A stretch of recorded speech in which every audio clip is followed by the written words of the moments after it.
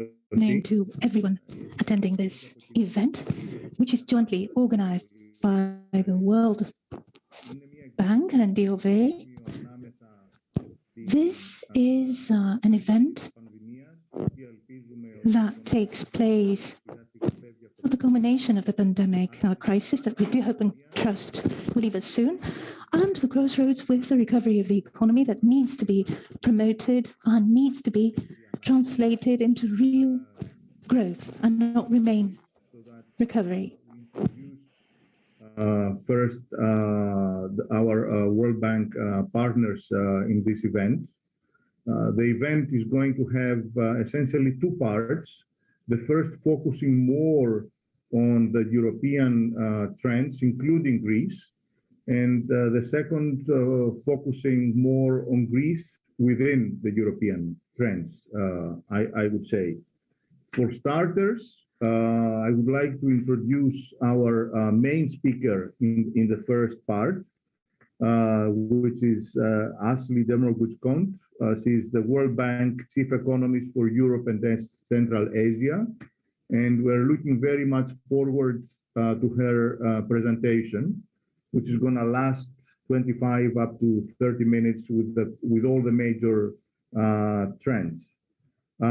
She will be introduced and the basic ideas in the report by Gallina, Andronova, Vincelette, who is the country director of the World Bank for the European Union.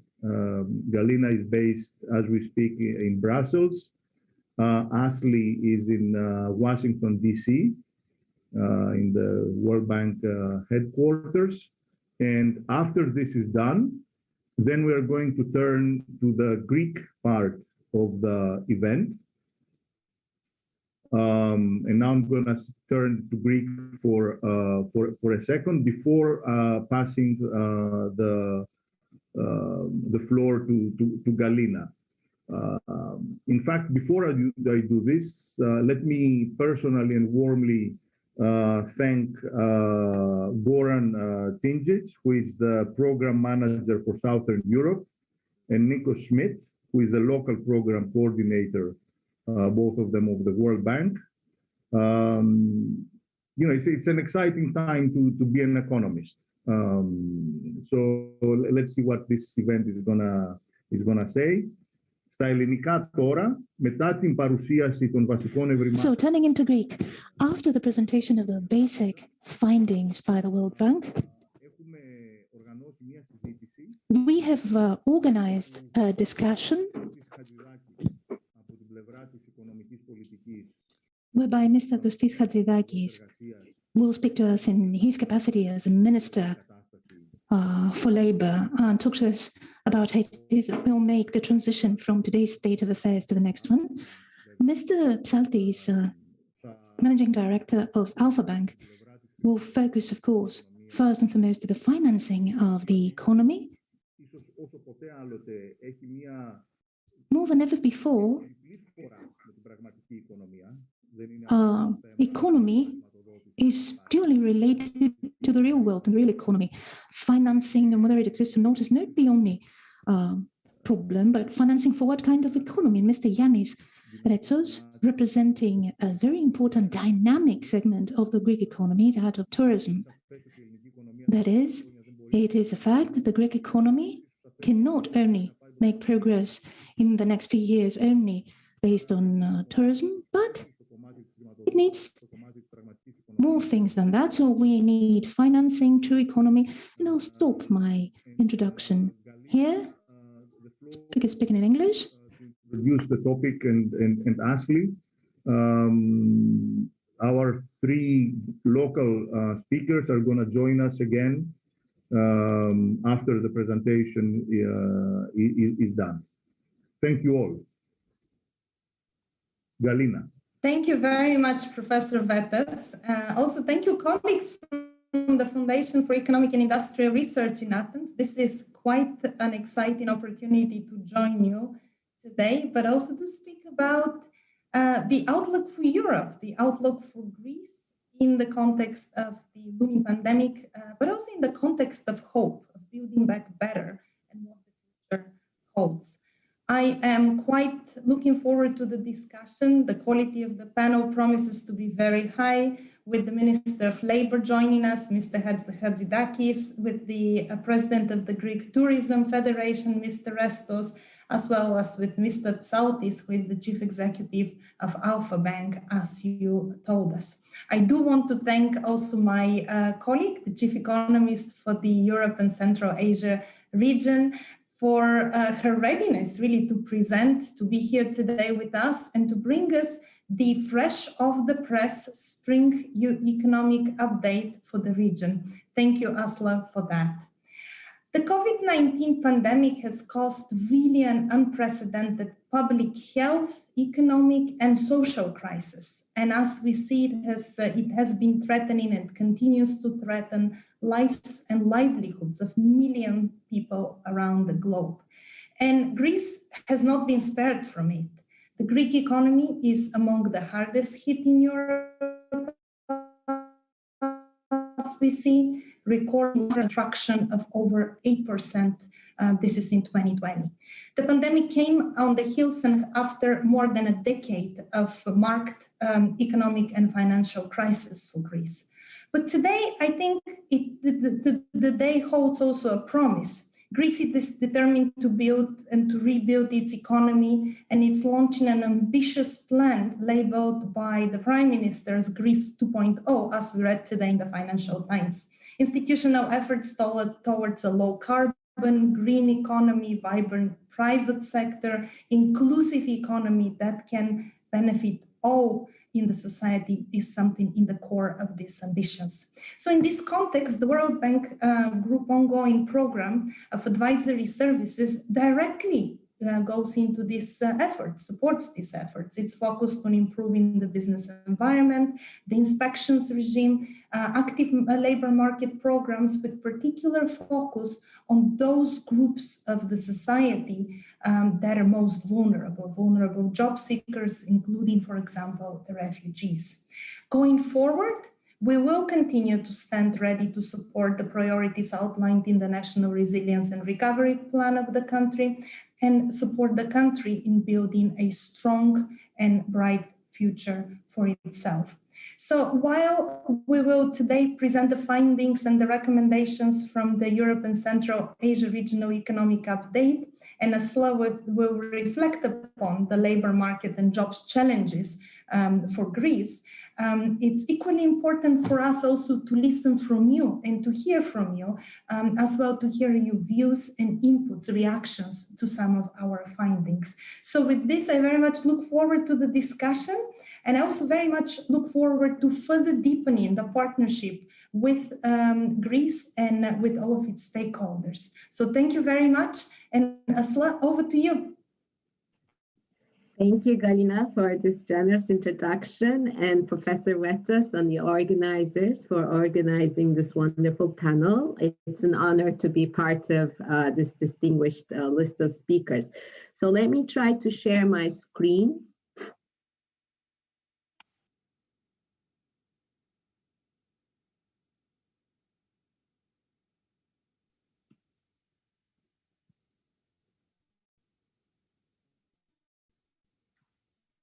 All right.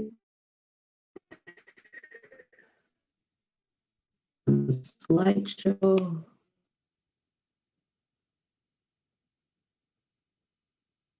Can you see the slideshow? We see your slides, not yet the slideshow, but it okay, it comes with a delay.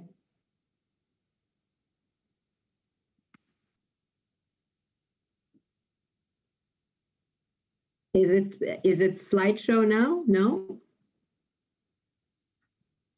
No, not yet. It's visible. Okay, let me try again. Okay, from beginning.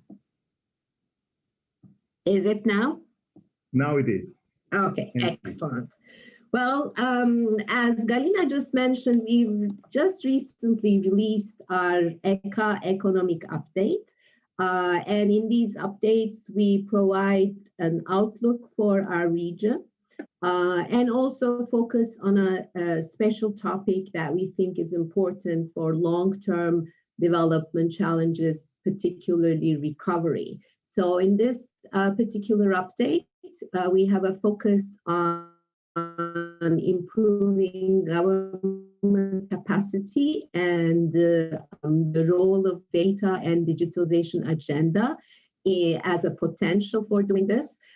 Since we have limited time and I was asked to focus a bit more on the job market recovery, I will just give you a motivation, hopefully at the end of the presentation, and some of the policy messages. But I do encourage you to take a look at the report. All right.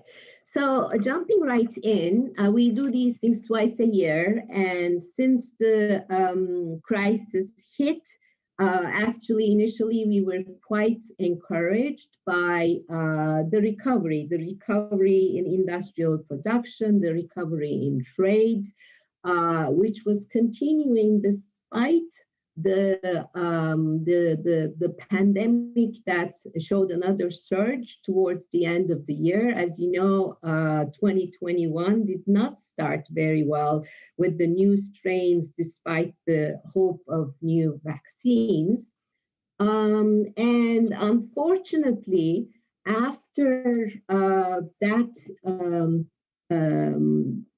resurgence was put under control, again, with the introduction of mobility restrictions and all sorts of economic restrictions, we saw yet another surge in Europe, which is affecting a lot of the countries that we follow in Central Europe, Western Balkans, Eastern Europe, Greece, Turkey. And the restrictions had to be renewed or could not be removed. And obviously, one of the areas the hardest hit is tourism, as well as services, because they are very much influenced by the rising pandemic. So at this point, it's the whole economic recovery is a race between the vaccines and the variants. This is why it's very important to ensure vaccination is done in a timely manner. And unfortunately, as we all know, Europe is somewhat lagging in this area. In many of our countries, despite the best efforts to source and deploy vaccines, are only moving relatively slowly. Now, a lot of when we think about the economy, obviously, given such an unprecedented crisis, governments around the world had to react and had to increase spending, which led to a very significant increase in government debt all around the world. I want to show ECA here a long-term perspective, because ECA has been in the region has been quite strict and disciplined about debt till at least the global financial crisis. After the global financial crisis, we had seen an increase, and with the 2020-2021 spending, the debt to GDP ratios in the region is about 50%, which represents a 10% increase over the 2019 figures. So, of course, this is just an average. As we know, some countries are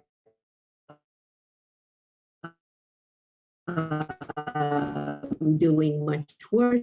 What does this mean for financial concerns? Now, overall, I have to say financial conditions have been exceptionally benign.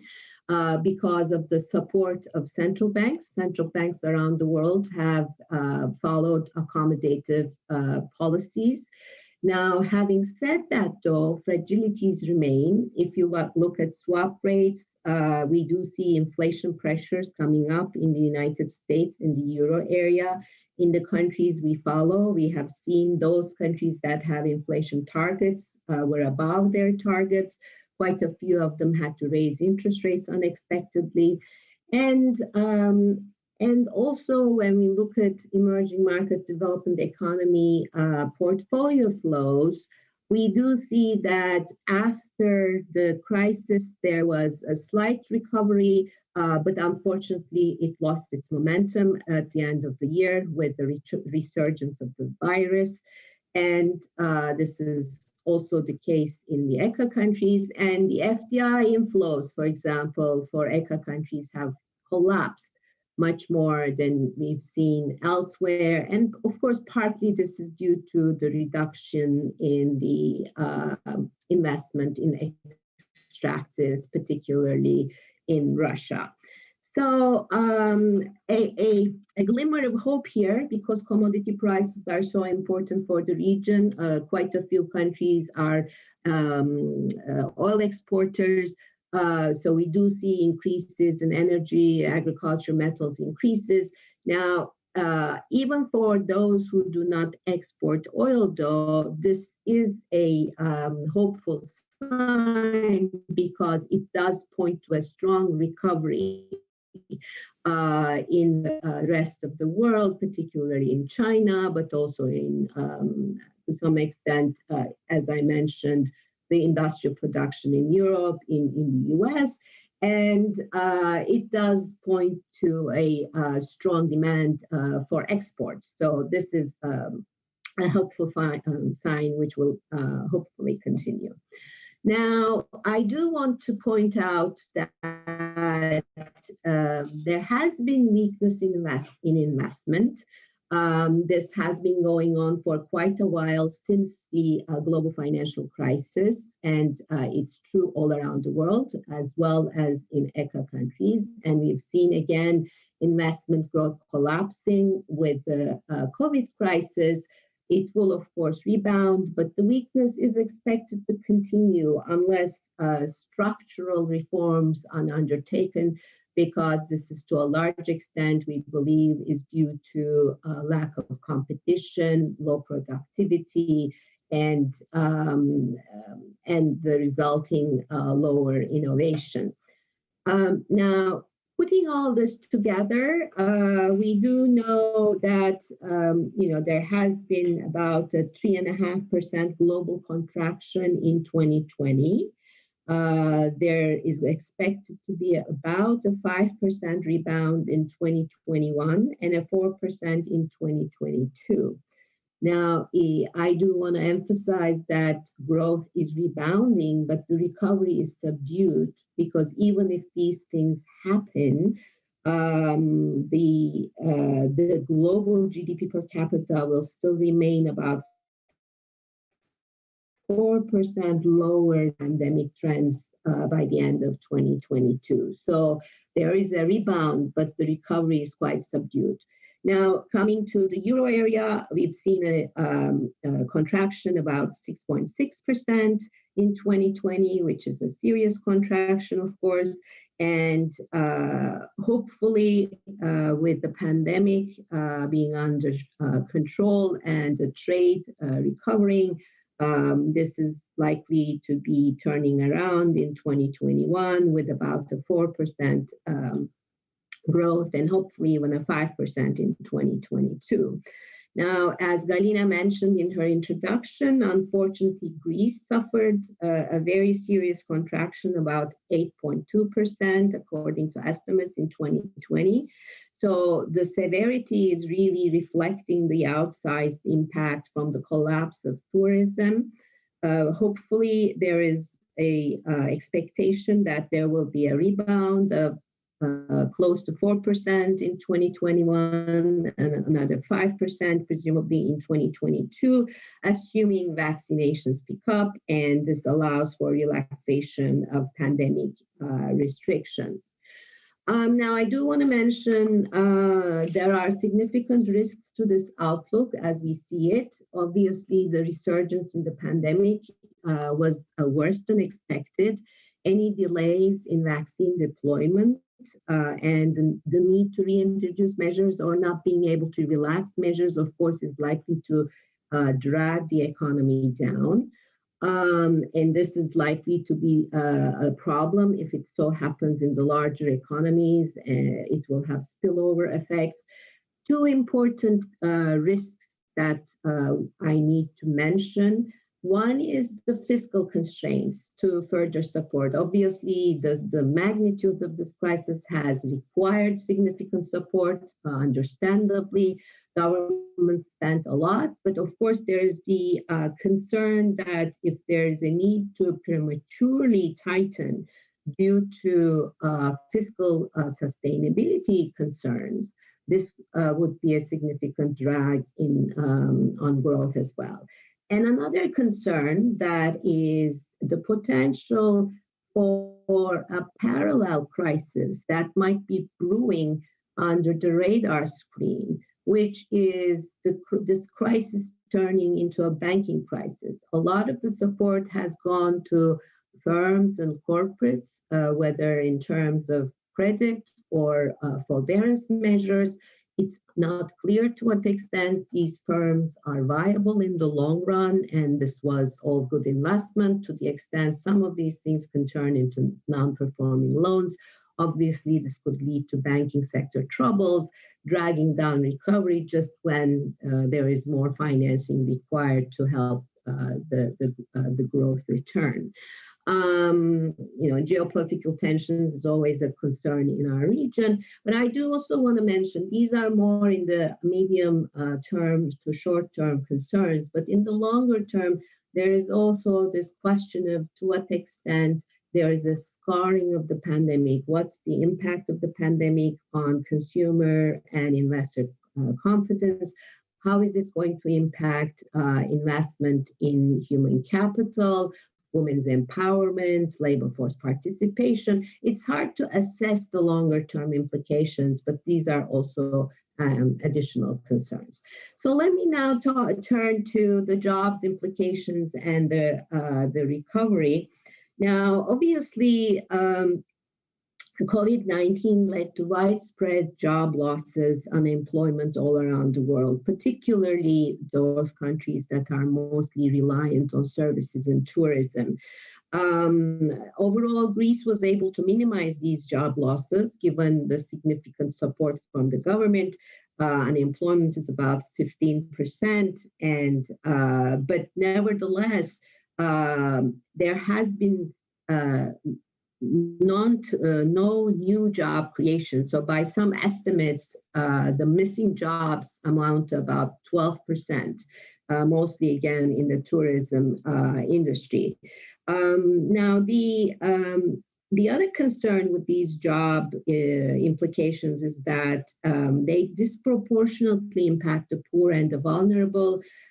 We see significant impact on women, informal workers, lower skilled workers, the young, the old. For example, the enterprise surveys conducted in Greece suggest that the bulk of the people who were affected, whose jobs were affected by the COVID crisis were actually women. Now, unfortunately, not only the impact is disproportionate, but the job recovery often also tends to be unequal. This is mostly because the recovery tends to benefit the formal and skilled workers first. So one of the challenges is how to promote more equal, inclusive recovery, helping the poor and the vulnerable, also the smaller micro enterprises that tend to be hit much more by the crisis. So now, obviously, the immediate challenge is to protect the lives and the livelihoods of the populations.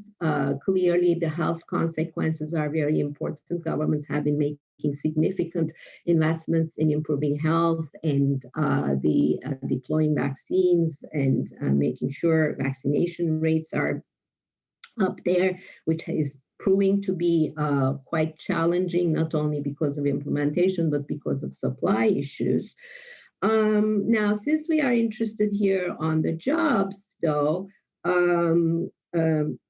there is, of course, also improved social protection and temporary support measures such as cash transfers, increased social transfers, unemployment insurance benefits, unpaid leave subsidies, and credit support to enterprises for job retention. These are very common measures. Significant amounts of the fiscal support goes to support these types of measures. Now, these are, as I mentioned, quite necessary. And sometimes also they reveal the weaknesses in the unemployment systems. And for example, this is also the case in Greece, where the pandemic is taken as an opportunity to reform the social protection system. And this is for two reasons. One, obviously, effectiveness of these systems tend to be low even before the crisis, and the crisis makes it very clear that the coverage tends to be limited and is likely to remain limited, given in the future job demand is going to be lower and the types of jobs are going to change. And secondly, indeed, the pandemic is accelerating the shift to non-standard types of work, the gig economy, part-time seasonal workers, which tend not to be covered by social protection schemes, which require more complementary schemes and a reform of these schemes. So these are important. Now, as I mentioned, though, a lot of the immediate sort of support, although is necessary, does raise sustainability concerns, particularly in countries with high debt GDP ratios. And, policies really need to be well targeted and effective. And also long-term structural challenges need to be considered for sustainable recovery. And let me mention those now. So I do want to mention four of these long-term challenges and priorities we see for the region, but also I think they are very relevant for Greece. First of all, skill development is going to be very important. The pandemic has had a significant impact on human capital. So investment is going to be necessary to reverse the COVID-19 damage. This, among other things, really requires an upgrading of skills, improvement of general education, preparing university graduates much better for the future of work, which is going to have a lot of disruption from automation, which requires also boosting digital skills and, introducing skill upgrading and lifetime learning for the workers. And another interesting issue, particularly relevant for the Greek population, is that given the significant share of immigrants and their youth, educating them with this in mind could help them contribute much more to the Greek economy. Now, a second issue I want to mention is the importance of strengthening institutions and improving governance. Obviously, implementation of all reform programs very much depend on government capacity. So this is why our update this time around focuses on how to improve government capacity and efficiency, but actually harnessing this whole trend of data and digitalization in doing that. And I will mention this very briefly. Thirdly, enabling markets and fostering competition is incredibly important for long-term sustainable recovery. Obviously, governance problems often take the form of limited competition and, concentration limits inclusion. And COVID spending needs to be made in a way to promote more equitable and inclusive recovery. And competition is key to private sector development and innovation in job creation. In this context, business environment reforms are very important, where I know Greece has been making significant advances. It's very important to have predictable, efficient regulations that allow firms to adapt, innovate much more quickly to crises like COVID. So I want to mention two items there. One has to do with, again, the digitalization, continuing the digitalization of the government to business services in order to improve efficiency, and also the reforming of the bankruptcy laws, because as I mentioned just when I was talking about the risks, it is likely that in the wake of this crisis, we will see some bad loans and some sort of need for insolvency and restructuring and reallocating assets to their most efficient uses. So an efficient, well-functioning bankruptcy insolvency regime is going to be very important to get out of that process quickly and get on with recovery. And I understand Greece needs to make some more reforms along those lines. And finally, obviously, last but not least, facilitating green transition and recovery is very high on the agenda. Building green objectives into COVID recovery packages can actually attract much more support. Besides being very important, obviously, in the long run, it could be seen as an opportunity for greater investment and job creation as well. So in my remaining time, I do want to mention, again, the special topic of the update.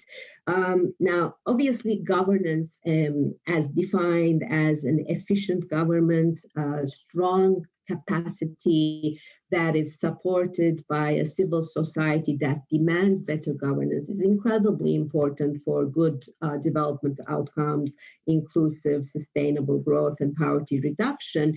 But it's particularly important in the Eca region, given how important governments are, their size, and their role as an employer.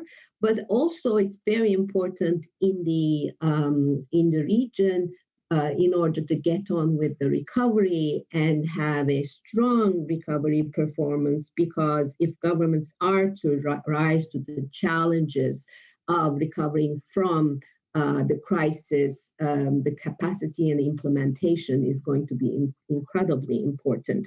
So now, obviously, there are many different ways of improving governance, but we wanted to focus on the role of the data revolution and digitalization as a potential, because first of all, this is an inevitable trend that we see all around us, but also evidence suggests that this is emerging as a practical and feasible approach to actually improving governance. There are two different ways of improving governance. One is improving government capacity from within by making governments more efficient. This is obviously where digitized governments, digitalization, GovTech tends to improve the efficiency, transparency, responsiveness of governance.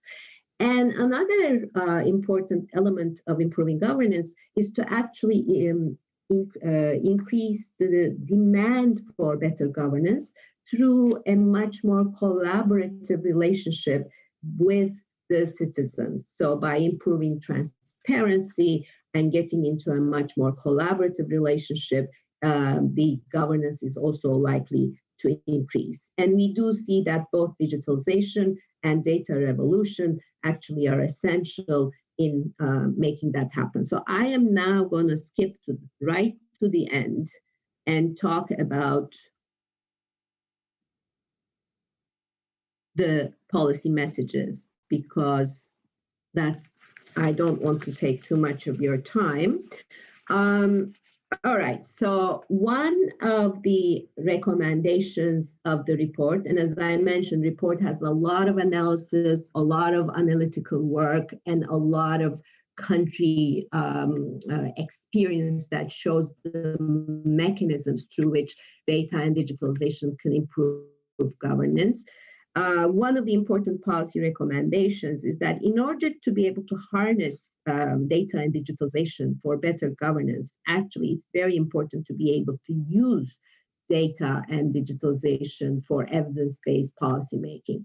Again, so this requires skill development, and which is both in terms of recruitment and also capacity building of existing staff. So improving the staffing in public administration, building their skills so that they can use digital technologies, digital models for evidence-based policymaking. Better, government capacity is going to be very important.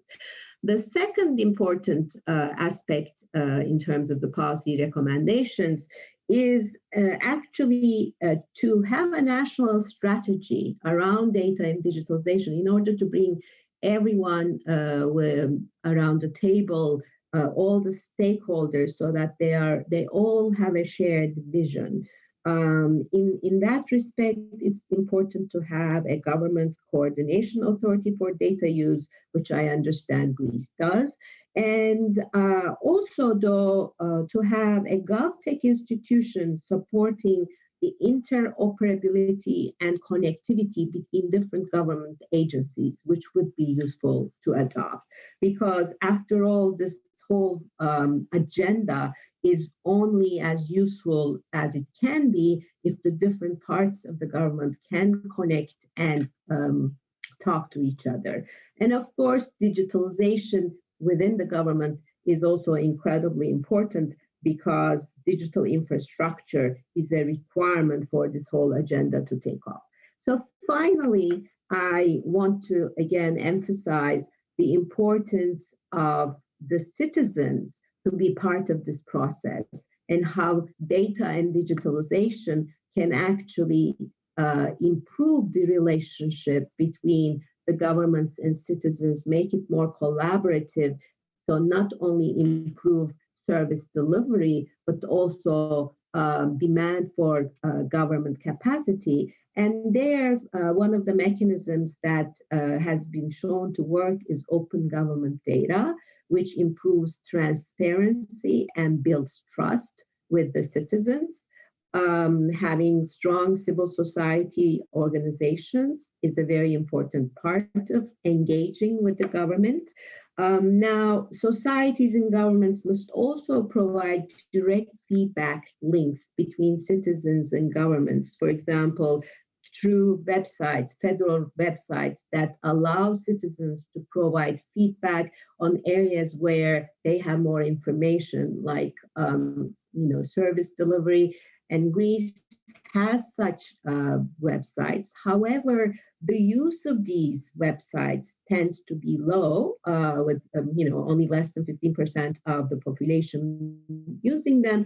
And to a large extent, this has to do with broadband internet, 5G coverage, which really is a prerequisite for strong citizen engagement, again, for this agenda to contribute to government capacity and implementation capacity. So let me just finish here. Thank you very much for your attention.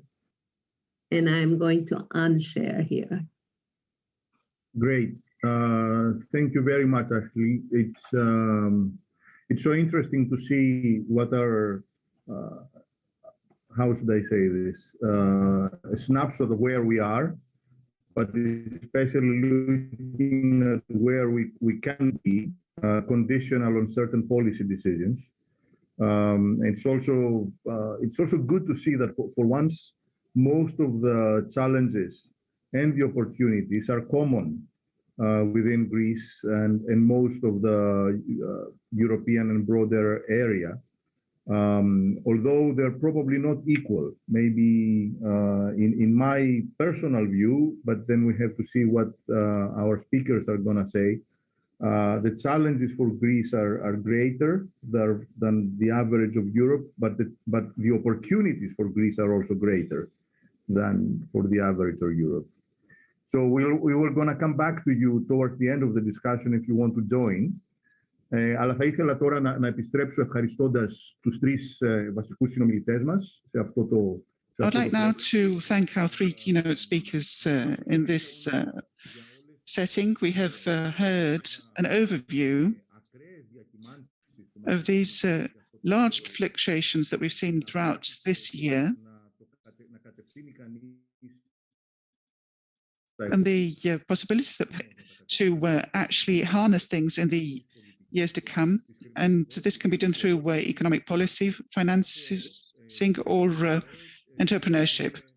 I will actually stop here and give the floor to the Minister. Minister, thank you very much for the honor you've bestowed on us for being here. And let me welcome you here with a question, if you permit.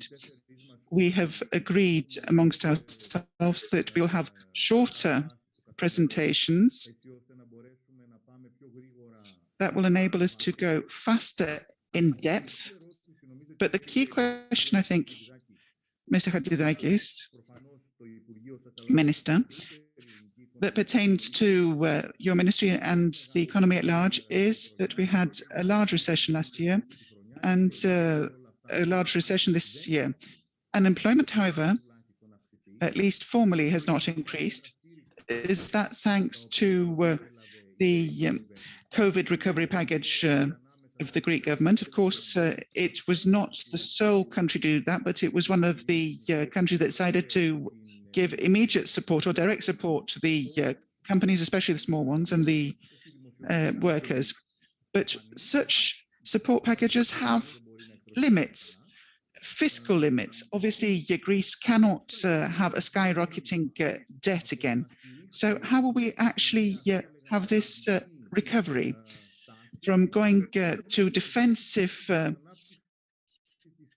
recovery packages to an offensive manner whereby we proactively rather give a stimulus and boost to jobs in the economy?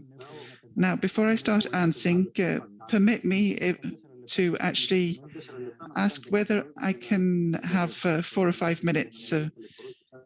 You can actually signal me in 4 minutes' time so that I don't, so I'm not too long-winded. Indeed, we were and we are to a certain extent in terra incognita. These are uncharted waters. The Greek government, I think, was fast on the uptake, and I think they surprised a lot of our fellow Greeks. 37 billion have been given so far. We're almost up to 40. These are 2 NSRF packages within a year. So that is no small deal. In the ministry, we have given more than 7.1 billion euros for 3 million beneficiaries, whether they are employed or unemployed.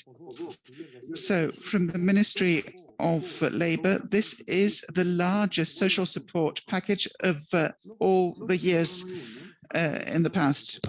Of course, that's due to COVID, but it's the largest. That also explains why, compared to the harnessing of the unemployment, we're the second most efficient country in Europe after Italy. I'm not saying this to laud ourselves, but we do believe that unemployment is very high in Greece, but still, we did have a positive impact with our measures.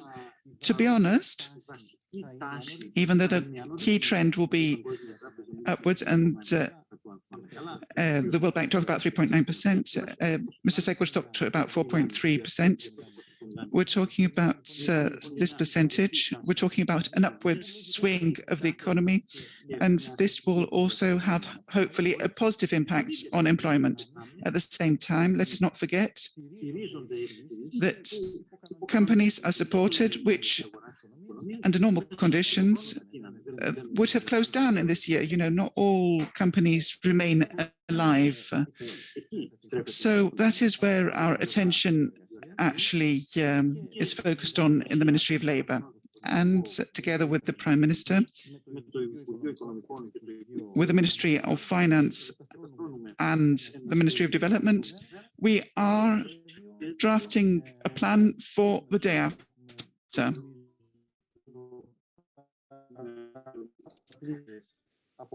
And this plan, and I'm very pleased to say that we have similar views with the World Bank. So this will have to focus on the most afflicted sectors, and it must target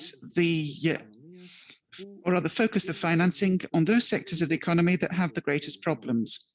Tourism is amongst them. Obviously, it is a very high priority. I think it's superfluous to explain why. And of course, the restaurants business and catering, which go hand in hand with tourism, and also retail and wholesale have been affected. So the measures that we have taken will be dynamic. So that means that we will continuously monitor the economy and how things play out. This will enable us to intercede when we should. So that means that we won't have a long-term planning. It's not going to be a 5-year or 10-year plan. We will be dynamic and agile in our interventions.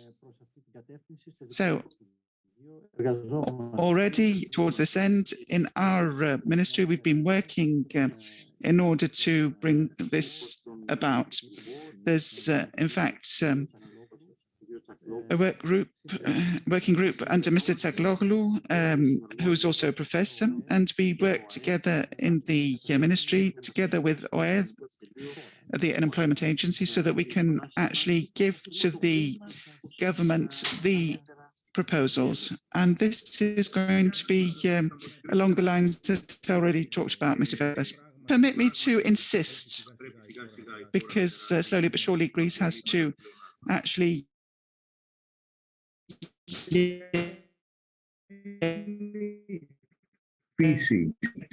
deficits. I'd like to put the following to you. I'm terribly sorry, we've had a small just stop in the audio feed. So we see that there was a direction towards the slow reduction of the social security contributions. So that was the non-salary component to a certain extent. So from here on, what will be the direction?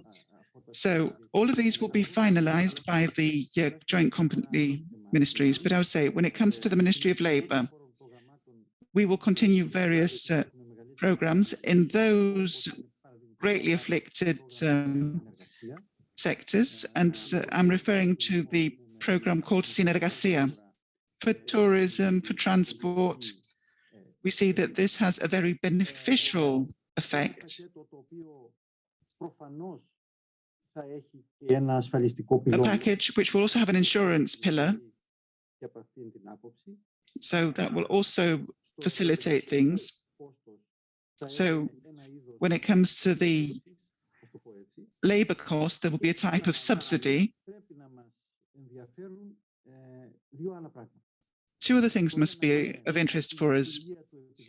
One is the unemployment benefits and how this will work. We want to give more money overall, but we want to do this in a manner that will result in better results for the economy and for the jobless themselves. And also, we're very much interested in training and skilling. Let's keep this for the next part of the discussion, where we're going to go in depth more. So having seen the overview in terms of labour, if Mr. Psaltis would like, let us look at the matter of financing. So looking at the banking system, what would one say? We will see that that what the banking sector has gone through hasn't been a stroll in the park. It's gone through a lot of hardship, but it has withstood them. Then there was a rather curious turn of events since last March. So what happened to the banking system in the last year and a half, and what was its role?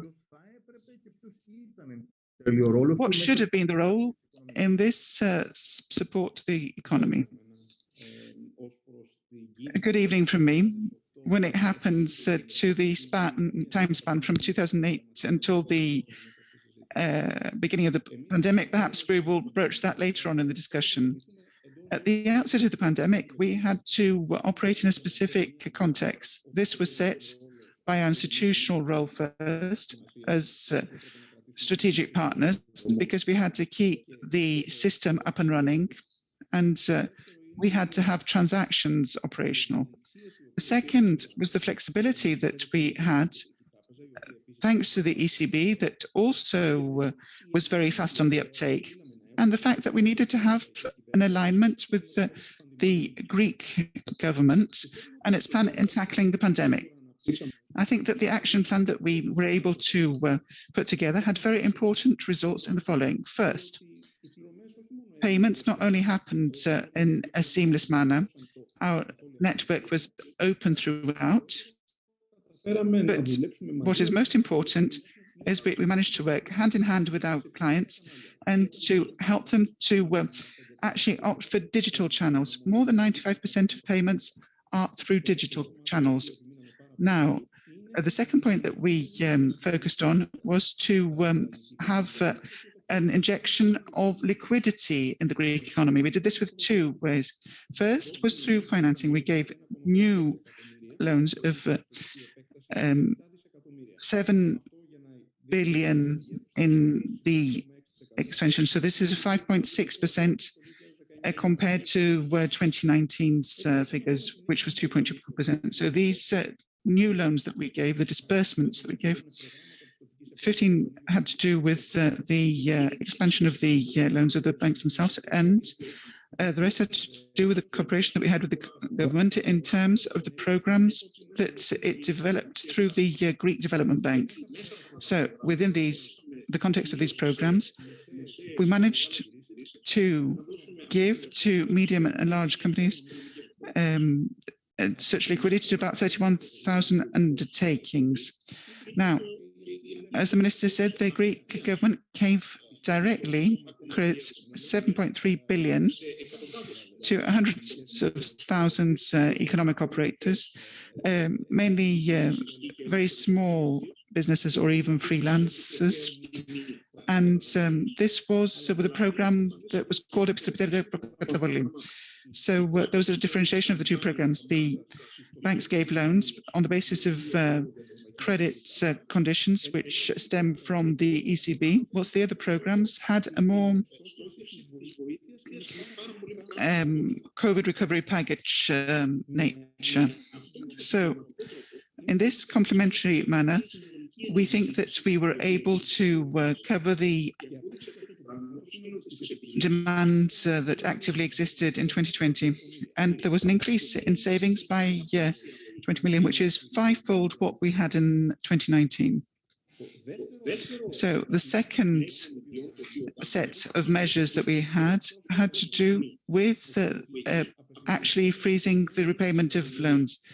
So this was 30 million loans for 40,000 loan holders. And we see that this meant that they remained in service as loans. For these loans specifically, when we saw in December 2020 the banks helped the loan holders to actually settle them. And there was, in fact, Bridge 1, where they actually targeted the mortgages on the first home, and there was a benefit to about 70,000 loan holders, and we have Bridge 2, which is running until 9th of May, which pertains to corporates. And there they target a pool of loan holders which might be 100,000 strong. In this manner, we saw something which for me is very important indeed, that we were able to operate not only fast, but also in collaboration and dynamically. And I'm talking about the three stakeholders, so the Greek government, the supervision mechanism, and the Greek banking system. Γίνεται από εδώ και πέρα, αλλά αυτό θα το πιάσουμε νομίζω σε λίγο. I suppose that this generates questions about what will happen shortly, but before that, I believe that after thinking about labor and the course of financing, in effect, everything is done for the benefit of the real economy. And I would like to directly ask Mr. Retsos, having had the experience of the past year, how was it that tourism worked and all the surrounding ecosystem? Were things as we feared they would be? Were things any better, any worse? We need to take this into account in order to know what to expect after June this year. Good afternoon, on my part, to our internet attendees and panelists. It was precisely what we expected, Mr. Retsos. I don't want to take pride in our structures, but you know this very well yourself. Apart from the fact that our institute was among the few organizations that actually captured the recession size, we had defined this between 8 and 8.5. We had also anticipated the proceeds to be about 4 billion. And in effect, the proceeds from tourism in 2020 were 4.2 billion. This was a tremendous loss compared to 2019. So overall, tourism lost about 80% of its overall income. Look, if one were to look at it strictly, they could speak of a disaster, a total disaster. But we need to go back to the decade of recession and remember that tourism was the backbone of the Greek economy in the past 10 years. It had a tremendous increase in the period between 2013 to 2019, and the year of reference, 2019, that we keep mentioning, is the year with the best ever outcome in the history of tourism. So 28.5 billion direct proceeds. If we are to estimate transports, proceeds, and internal investments, it's about 25 billion euros, which is the best thing that we have to exhibit in our history. So it's unfair to keep comparing to the year 2019, because 2019 was the peak. And then the year of disaster followed. But what we see today is that this major decline, which goes on until today, that is 2021, the recovery of the Greek tourism has not started. And in effect, it appears to be procrastinating because it's directly related to the course of the pandemic and vaccination rates. On a European level, we see that in these first 4 months of the year, we're lagging behind in vaccinations. At the beginning of the year, we expected the beginning of recovery from second trimester of the year. We have now ended up speaking about term 3 after June. But it's our conviction, studying the figures and the data and placing our bet on the fact that if we build the wall of immunity, we'll see something springing up to the top. We haven't revised our forecast for 2021. So for us this year, there'll be 40 to 50% of proceeds compared to 2019. That is from 7.5 to 9 billion. Today, as we are speaking, we are near 7.5 rather than 9. But everything depends on the pandemic entirely, as I said before. And we truly want to believe that things will turn out to be positive at a certain moment in time. So we may achieve the high goal for this year, starting the effort to gain back the proceeds of 2019 in the year 2022. Mr. Vettas, when we come back, I'd like to ask you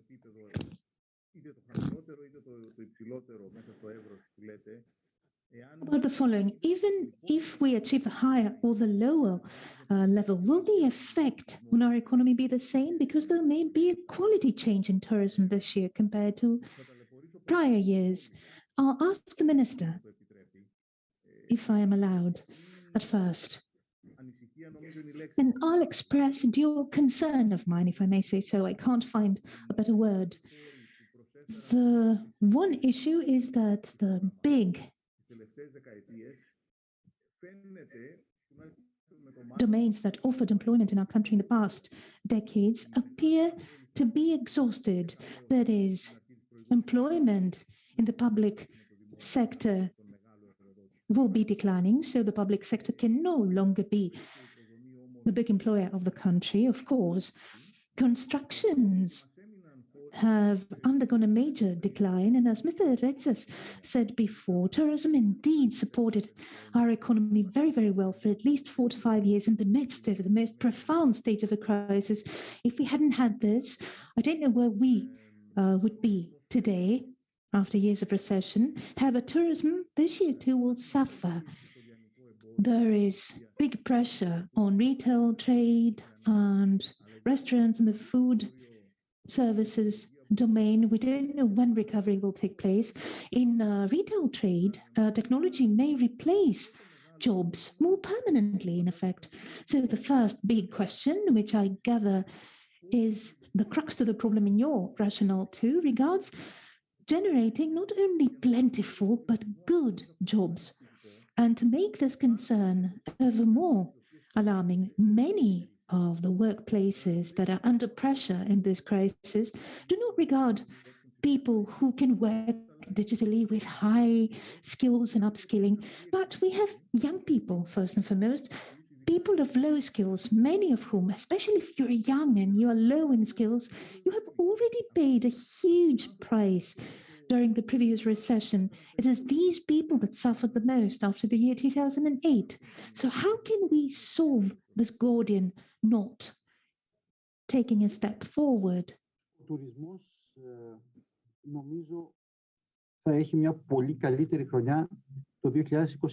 I believe that the year 2022 will be a far better year for our tourism, for reasons that we all understand. It goes without saying that our concerns are mainly focused in the year 2021. Mr. Retsos was eloquent by all means when he talked about it. In retail trade, I believe that there will be an explosion of consumption because of the increase in savings.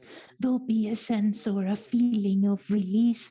This is something that we have seen happening in countries that are ahead of us in the rate of vaccinations. However, for all intents and purposes, there's no doubt that, as it was said before, neighborhood retail trade will have problems. And as you underlined yourself, Greece has come from a 10-year recession, and it's the country with the highest unemployment rate in the European Union. So we need to subsidize employment and upskill people, enhance their skills, and adopt reforms that will render Greece more investment friendly. I would like to tell you that we've been taking steps in all three directions. I've spoken about the first one already. That is about the policy of coverage, of healing the wounds. I would like to capitalize on your question in order to mention the other two. And please feel free to interrupt me if I speak too long, says the minister. Regarding training, I need to say that we have something which is unacceptable, to put it in polite terms. We have the worst net in the European Union in what concerns skills. Skills offered to unemployed people, to graduates of different schools, vis-a-vis what the market wants. There is no other country in the European Union, not a single one, which is doing worse than Greece in this particular domain. And this becomes even more negative if you take into account how many funds we've been given by the European Union in the past years. And that is why we have decided to act, not only using RRF funds from the European Union. We have over $1 billion dedicated to training and education, and we'll have funds from the NSRF as well. But we'll try to speed things up, to accelerate. And to that direction, I'd like to say three things. First of all, we'll have a front-loaded approach. By autumn, we believe that programs will be channeled to the market from RRF, the Recovery Fund, worth 300 million euros. Secondly, we'll emphasize digital skills. Specifically, it was accentuated already that in retail trade there are risks, but not only there, in other sectors as well. The digital era has accelerated its pace. And the third thing that we'll do, we'll speed up and we'll take things one level up in the field of training, and we'll do this in a very clear-cut way that will be subject to no question or doubt. That is, we'll pass a bill within the year 2021 regarding training. We've already started working in that, and the bill of law will be based upon principles like quality, evaluation, certification of training providers and trainees. These will not be programs that will be used as a pastime merely for leisure to see the squandering of public money. No. But using a hybrid model before the passing of the law will take two steps. One is the partnership of the Greek Unemployment Service with universities, so that we'll have the signature of contracts between public bodies in order to elevate the level of training and make this evident to anyone interested in this quality. And furthermore, lingering on this domain, we'll proceed to the partnership of our employment service with international giants. We've announced partnership with Google, and other ones will follow in the next few days. This will be creating an entirely new field in training, and we believe that this policy will be highly useful for us, both for the sake of transition and for the sake of laying the foundations for the day after. I could go on and speak about structural change, but I may as well stop here, says the minister. Mr. Vettas, in all earnesty, I couldn't agree more. Training should be the key. But looking back, historically speaking, and generally, it is difficult for us to identify another sector for which so much money was spent and such limited results were achieved. And the country desperately needs that. And it doesn't only have to do with the training of unemployed or jobless people, but of employees themselves, whether they choose to remain in the same job or whether they choose to change jobs in order to grow stronger in terms of negotiation. Yes, of course, reskilling, upskilling, and let's not hide behind our fingers. In effect, this is something like a national shame, if I may say so, what has happened in this particular domain. But since you mentioned the Recovery Fund, let me ask Mr. Psaltis to join our discussion, because the Recovery Fund is, of course, something that the government is dealing with on behalf of the country. This is European money. One wonders if banks have a role to play in that. As far as you have seen, judging by the plans of the government, what should this role be within the framework of the Recovery Fund?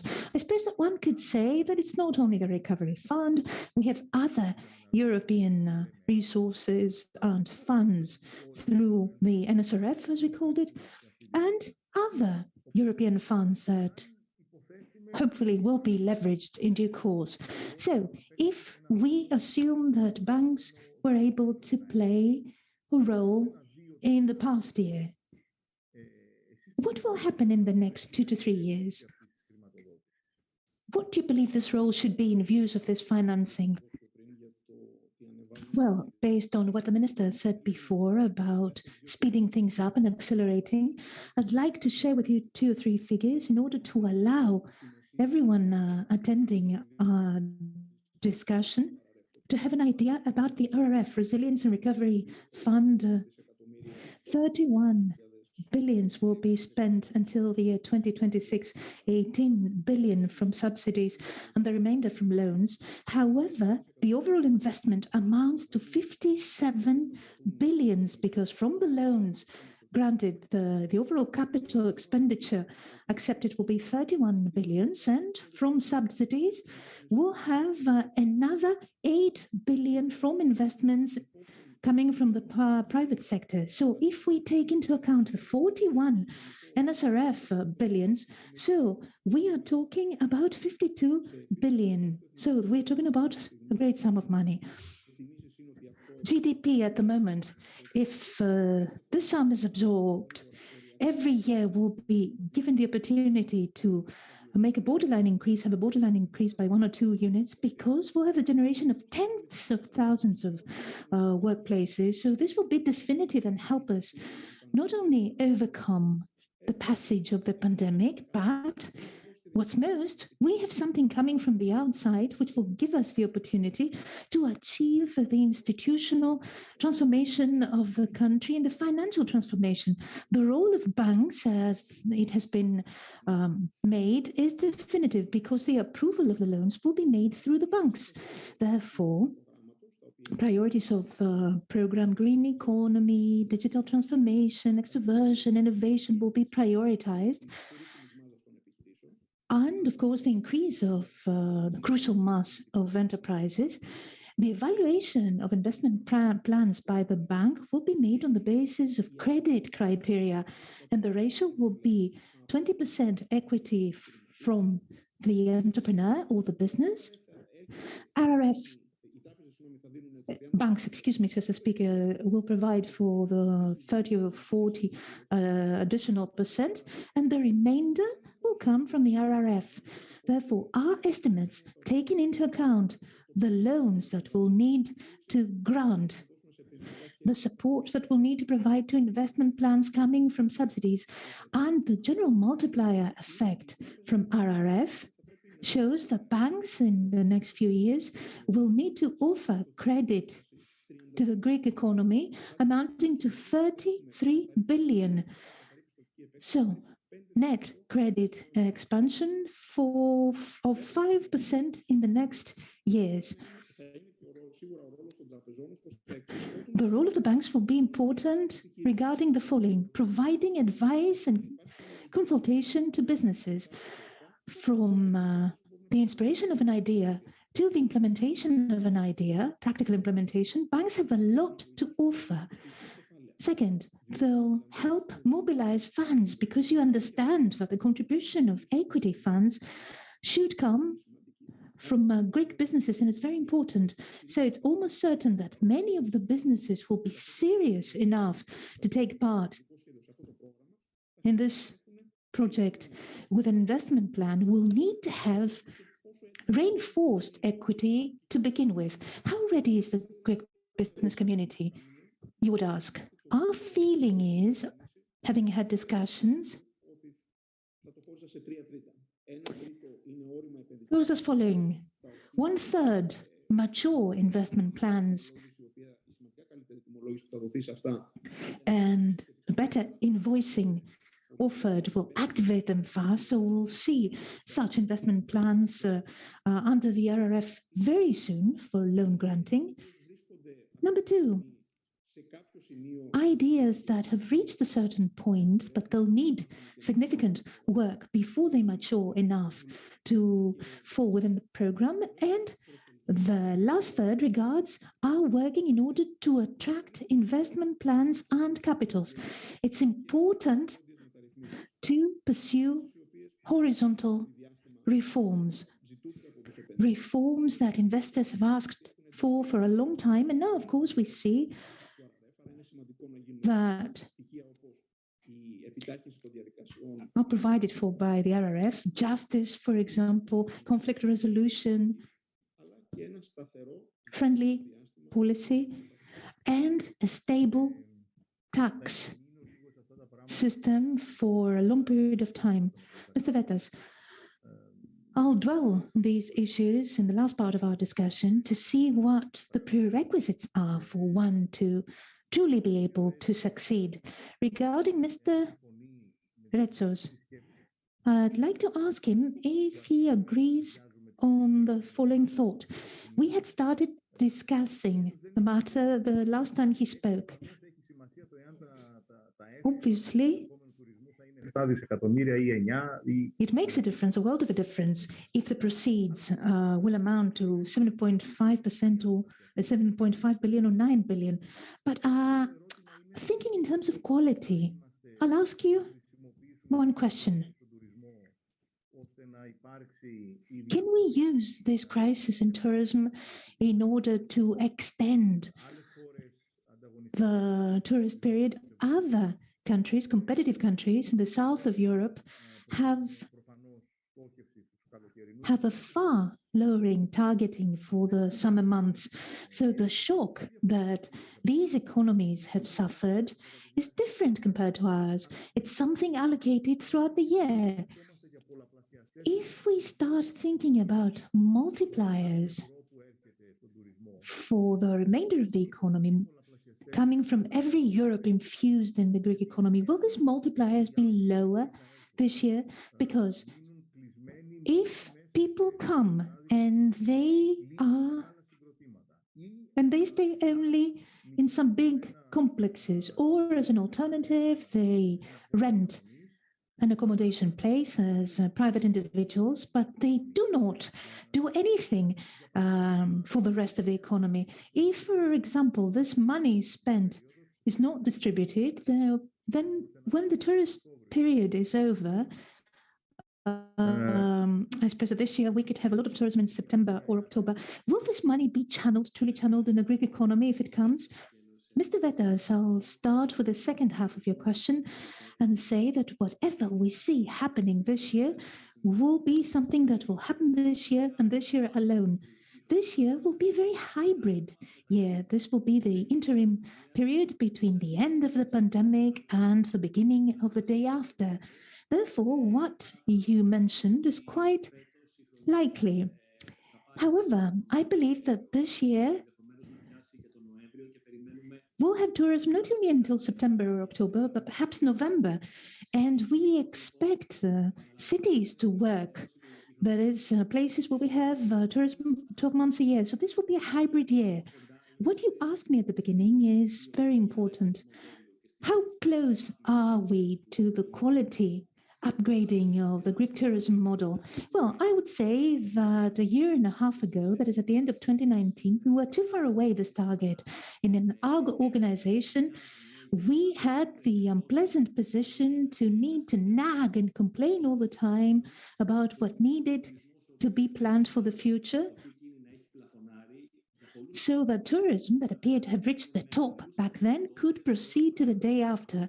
So back then, the first thing we said was that we needed to enhance infrastructure throughout the country, because we saw, and in the summer of 2019, this was obvious, there were destinations that had reached their limit. They couldn't stand the tourism fluxing there. When a tourist destination is not pleasant for local inhabitants, it's not pleasant for visitors. So we talked back then about connection with primary sector and culture. And we saw that this would truly enhance the tourism product. And we talked about synergies between the private and the public sector in order to enhance promotion. It's multidimensional, not related only to advertisement, but the synthesis of the product that you want to promote abroad. This was something that we wanted back then. What happened with the pandemic? The pandemic accelerated all these processes. If the pandemic had not happened, I am sure that a year and a half after 2019, in the absence of the pandemic, I would be telling you the exact same things that I was saying at the end of 2019. So I believe that the present junction, and especially the projects that are planned for financing through the Recovery Fund, will expedite many of the things that we believed were projects for the next decade. So in the next few years, there'll be a dramatic improvement in our infrastructure, and automatically this will bring about what you said, that is the extension of the tourism period, because by improving infrastructure and bettering and improving conditions in ports, airports, utilities, etc., when you make improvements there, you meet the prerequisites for you to accommodate tourists for longer periods of time. We'll see investments in the interconnection of tourism with culture and the primary sector.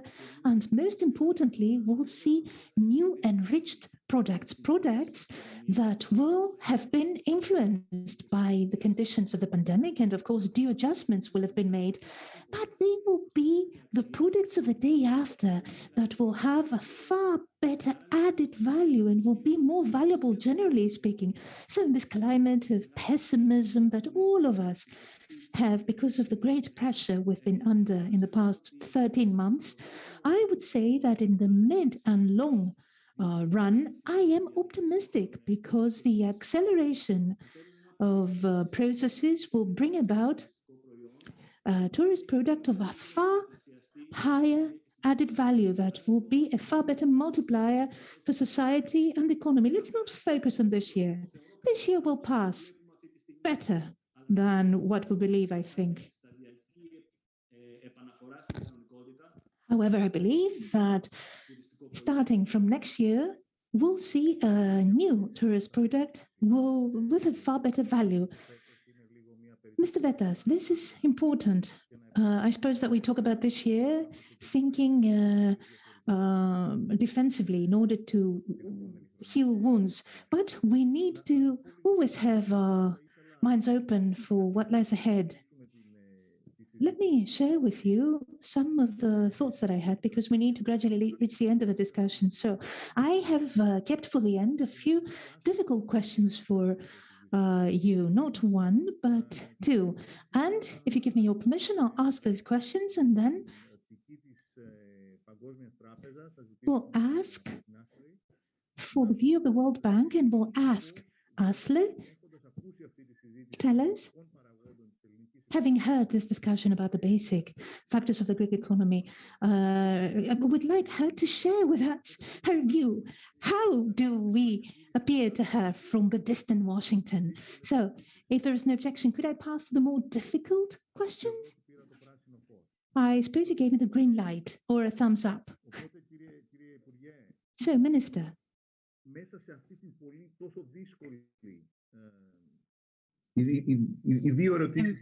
The two questions which are tough are the following. Okay, they might not be that tough for you. So the first is, within this difficult situation, is this the time for thinking about how we're going to build labor relations for the future, which are going to be different from the past? Or will we have to set that aside and come to that when the economy actually is better balanced? And the second question, which I put to all three of our panelists, representing the economic policy in its entirety. However, you have before you the representative of a bank and the representative of a large sector of the Greek economy. The economic policy, how would or rather, how would the economic policy want the businesses and the banks to actually proceed so that we talk about a different economy and country in 2 years? And what can they do for this? I hope that I didn't make things too tough for you. I would say that first and foremost, this is a period to be alert and mobile. It's not a period for postponing things for the future, because I think that will be harmful to all, to the economy and to the people who have a job and those who don't.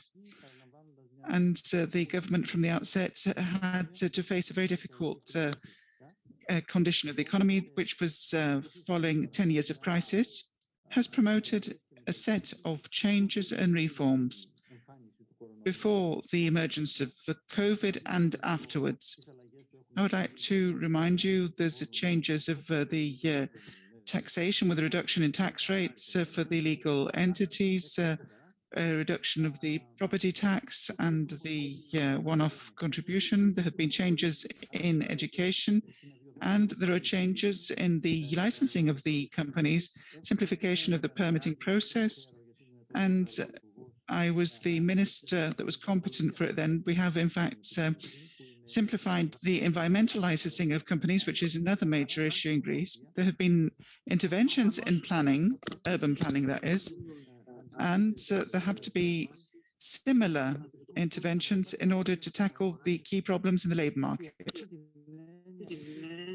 And the initiative of the government along these lines is the bill of law for the protection of employment. We have to face a set of problems, be they long-standing or recent, and we have to have useful solutions that will be to the benefit of the country. And that will benefit, of course, the companies and the workers, and there'll be common denominators.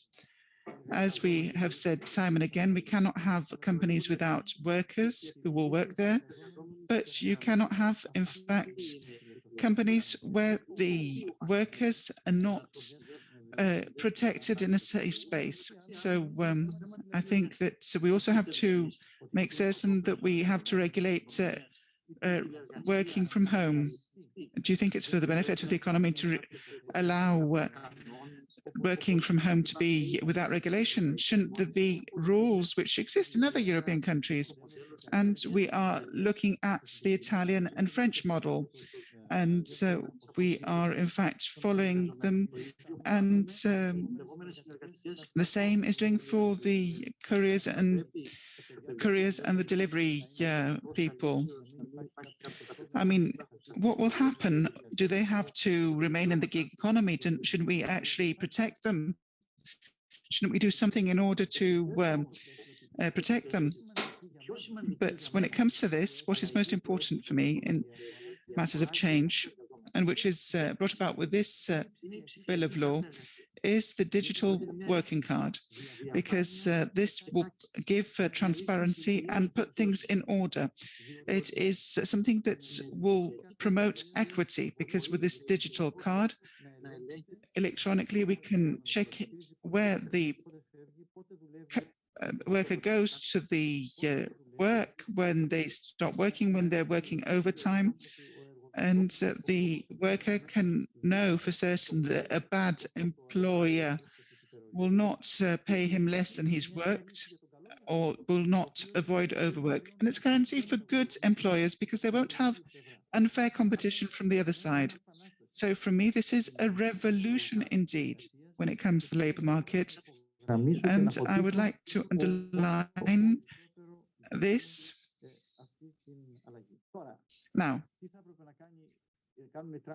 what should the banks do?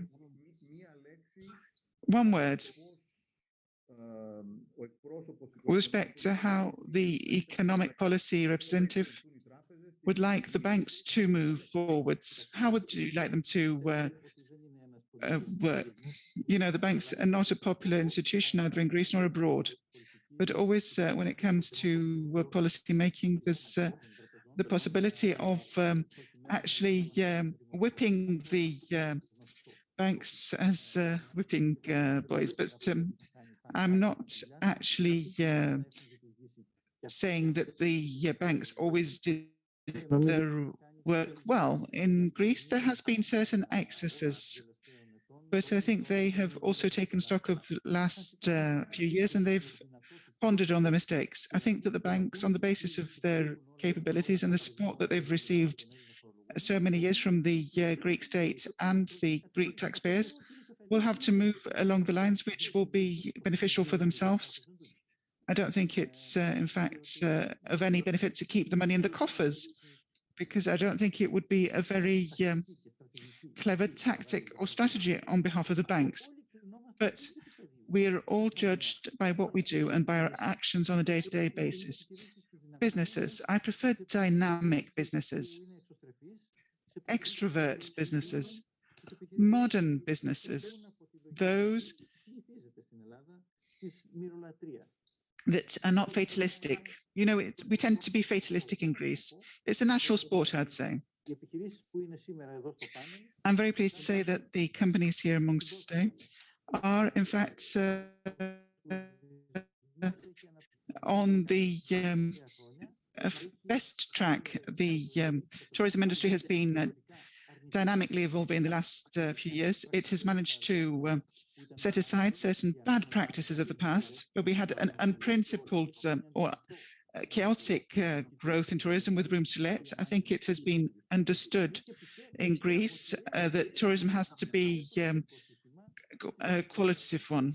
And I think that we have, in fact, understood that the banks and the business communities have to help for Greece to leapfrog ahead. And this is even more important due to the continuing crisis and due to coronavirus. That's all. So I think it's Mr. Psaltis' turn to be in the hot seat. And I was listening very carefully to him when he described the role that banks must have in the financing in the years to come. And you didn't only focus on the amounts and quantities, but also the know-how that will have to be disseminated and the distinctions on what and how is financed. So that means we need to have potential, both in banks and public sector companies that will safeguard and ensure the financing from abroad. And we see the investment gap in Greece, which has accrued, is huge. Let me remind you that the total investments in Greece in 2007, it's 6.7 billion. That was the absolute max which we had. So we see what is in fact huge, but are we ready?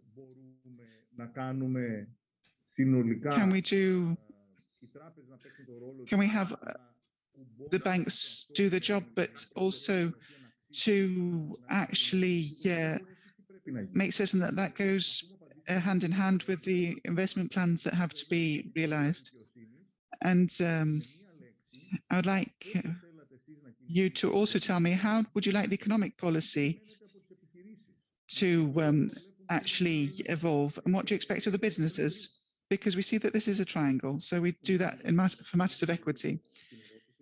So in order to answer the question, I have to actually talk about 2008, because you referred to that, because I think that will be able to also show why the banks are ready. If you were to see where we were at the outset of the crisis, we have in fact made huge progress from the time of the great damage that happened because of the restructuring of the Greek sovereign bonds. And that was the reason for which the Greek banks received state aid, and the very volatile periods that in fact created a lot of turmoil in our savings basic. But sacrifices and innovations were needed. We had 3 recapitalizations of the system. and one of the banks was a fourth one. And in fact, there was a great adjustment of our business activity on the basis of official plans that were done in agreement with Brussels. And this was, in fact, implemented. So as of the end of 2018, practically speaking, all the banks have not, in fact, other commitments vis-a-vis the state aid received. So from the next great milestone, which has to do with the non-performing loans, as the beginning of 2017, we are actually diligently pursuing, in fact, the correction of this. We had 102 billion in non-performing loans, and with the actions undertaken at the time, they are now down to 33 billion. So we have 69 billion less. So with Heracles 2, a very important tool introduced by the government in November 2019, we believe that thanks to it, we'll be ready by the end of 2022 to have, in fact, a single-digit indicator in terms of non-performing loans. But the banks have not limited their work to this. In order to be better prepared, they have reform programs in place which are repeating or repetitive and reiterative. They want, first and foremost, to bring about the recovery of their commercial activities, recognizing the fact that within the crisis, rather than looking at the client, we had turned our back to them. The second is digital transformation. Indeed, this has gone very well indeed. If we had not excelled in this, we wouldn't have the great performance that we have, in fact, had to serve our clients throughout the pandemic. So, as a conclusion, this means that this changes the nature of the branch of the bank, which is at the very core of the relationship of the banks, but also the profile of the people who work at the bank, so that the banks can make this transition and to play a leading role in the new stage as it evolves. We need serious and broad reform, and we need to be surgical in our incisions. So our bank is ready to play this starring role to help our economy to move ahead in the right direction. We will focus on developing the global solutions for customers in terms of products. We want to showcase the good characteristics to our employees in order to ensure the best professionals with the best know-how and to be able to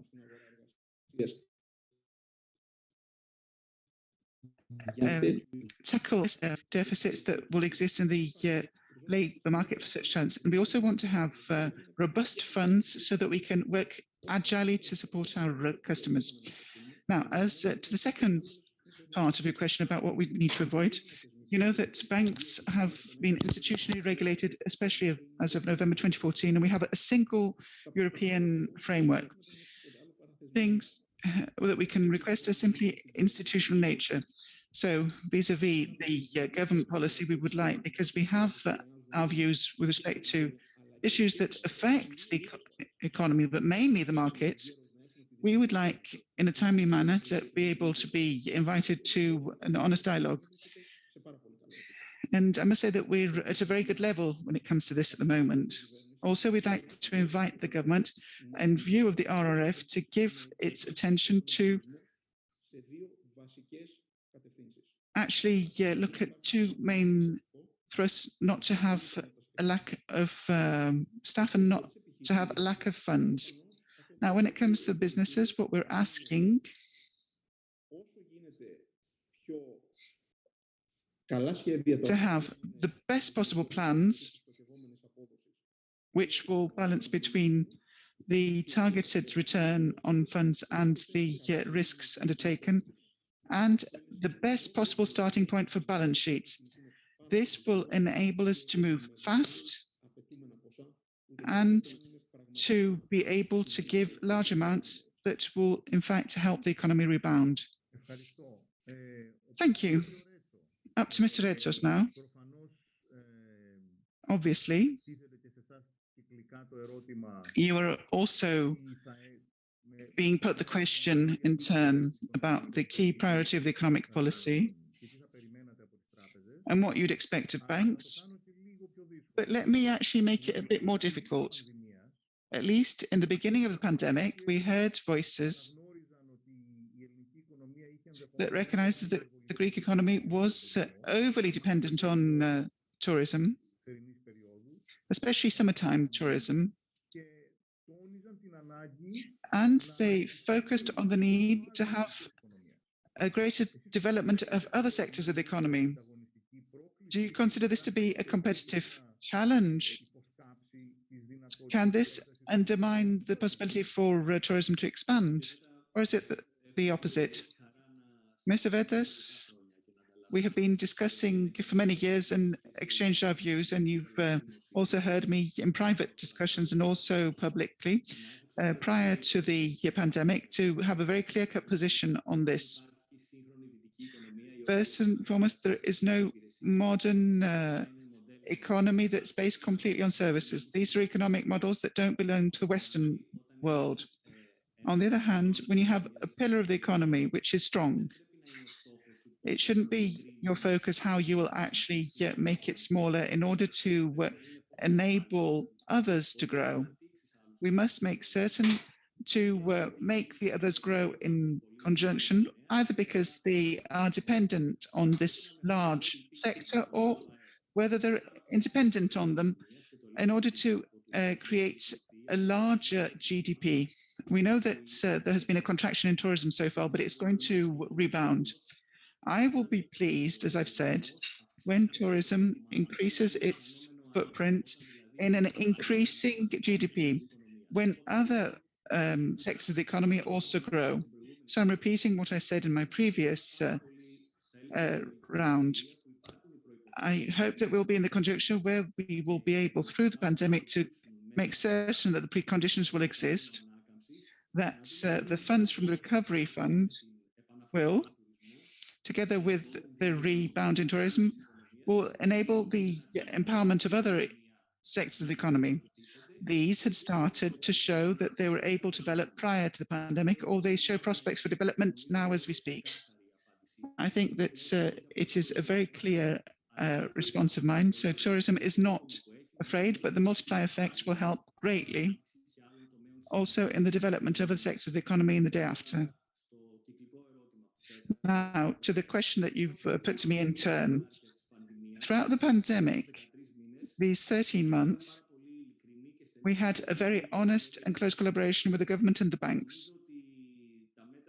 I believe that the support measures, first and foremost, the government ones and also the banks' measures towards the companies have helped the economy stay at this level, the level that it is today, and which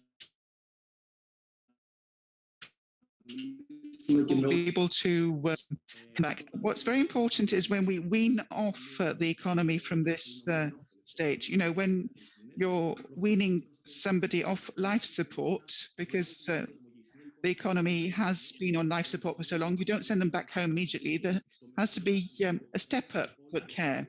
So that is very important, that for the rest of 2021, the government should find ways to sustain the economy. And that means that, as the minister said, it will not only be with measures that will support the jobless, but with measures that will support employment. Thus, they can help the companies to come back to normalcy bit by bit, to work even with lower levels of employment in order to keep things alive until we come back to where we were. I hope that this will come to pass. This has actually appeared to be the case on the basis of my experience. The day after, when we will no longer need this life support, and I think that in 2021, we will actually no longer have any need for such support. I hope that when it comes to tourism, this will be, in fact, a very positive time.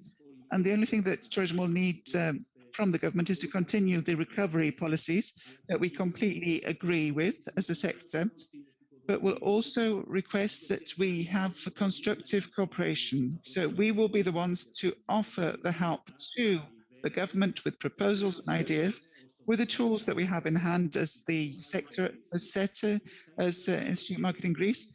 And it will be up to the government now to accept these and for us to go on to the reform of tourism that I analysed in the previous round of discussions. I think that this is a very interesting perspective.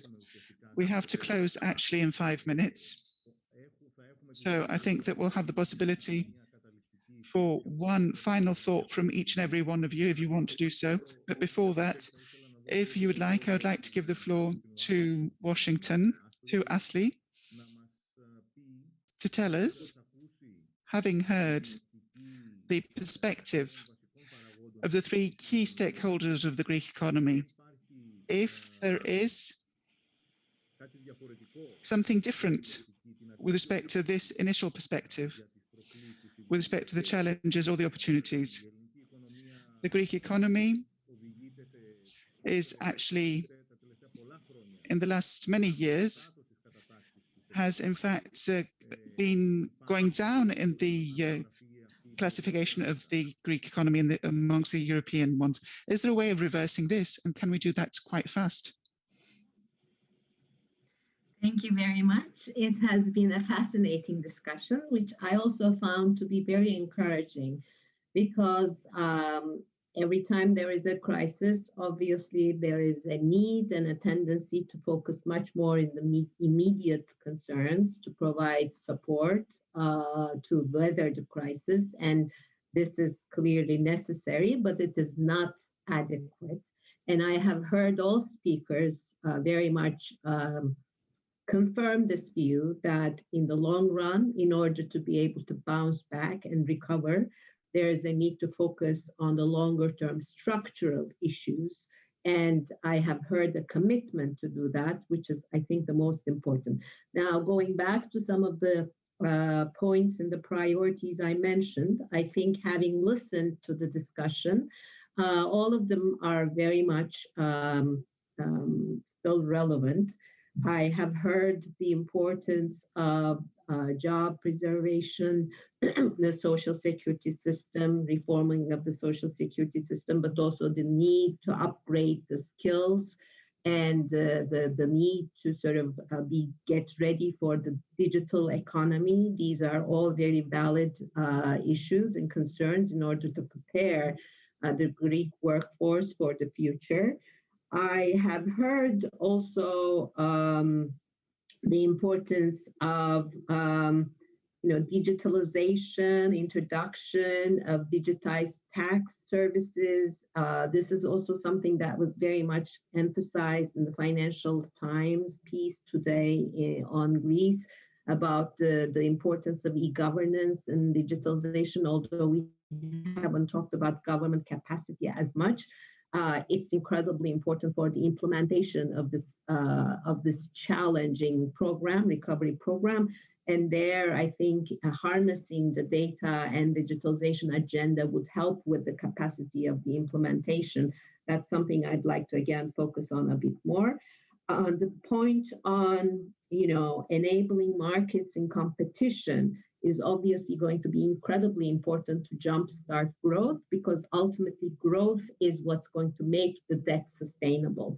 And there, the business reforms, the doing business reforms are certainly in the right direction as much as I can hear. The digitizing of the tax services and sort of reducing of the onerous taxes.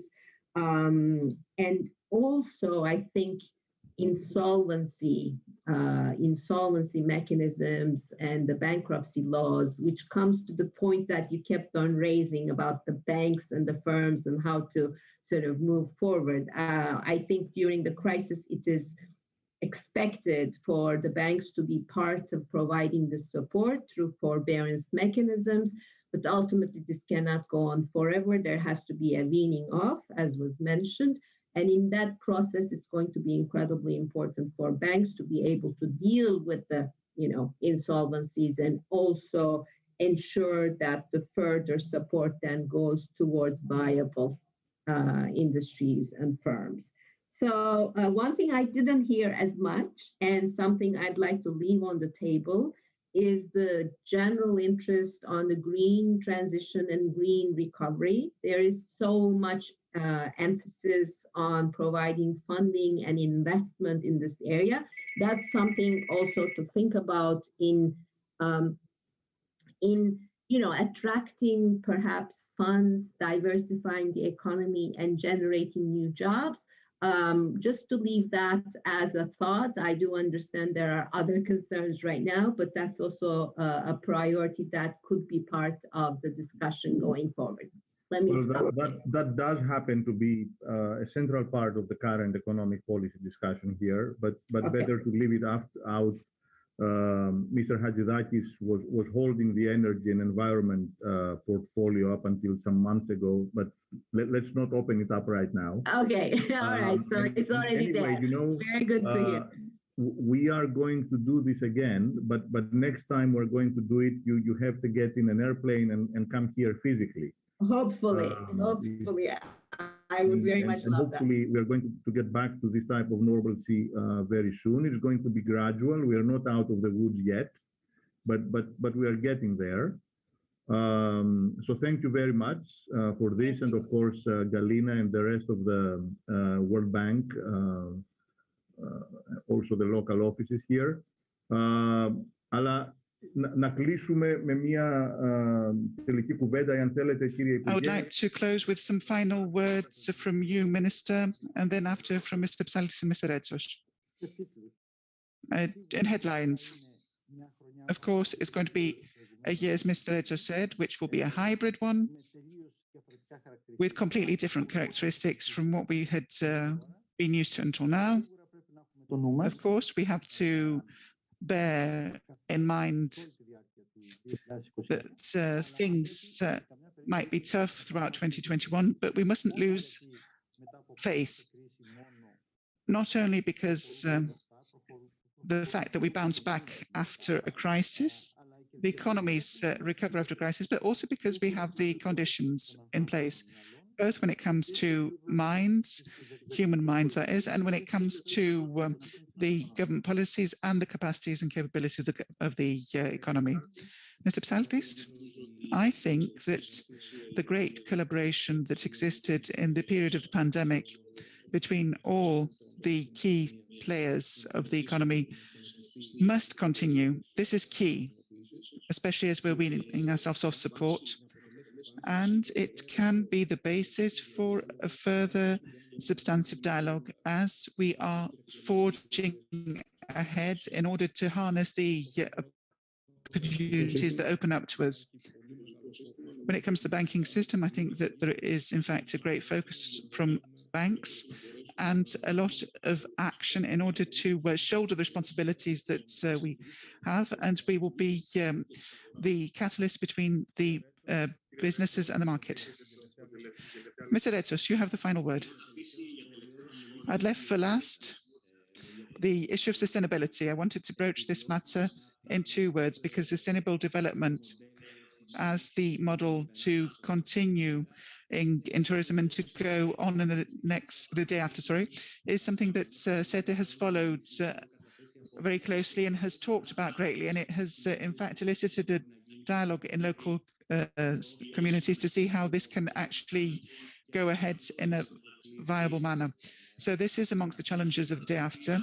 The money that will actually flow into the economy are something that favors this direction. And imagine a tourism which, by decision of the local government, that's a central government, the citizens and the professions will become sustainable. So this sustainable tourism will attract a lot of investments, not only in services that are related to tourism, but also in terms of energy, e-mobility, digital transformation, in order to be able to operate in this manner. So I think the matter of sustainability and sustainable development will be more topical than ever before in the day after, because it will also be a competitive edge of those countries and those destinations that will decide to move ahead touristically. Thank you. I thank you and all of you who participated, for the honor that you've bestowed on us in this manner. And I think it's obvious that the forthcoming period will be a difficult one. I think it will also have unprecedented characteristics. However, we will have huge opportunities, and that if there's going to be, in fact, a wave of recovery for the global economy, and we see that it's very important to see the reading of the World Bank, and the other stakeholders. We shouldn't go against the wave or not to be swallowed by the wave. We should actually use it in order to help the economy rise with it. I'd like to thank you all, and I hope that this discussion helps us to distinguish which are the difficulties and the opportunities that lie ahead. Thank you very much.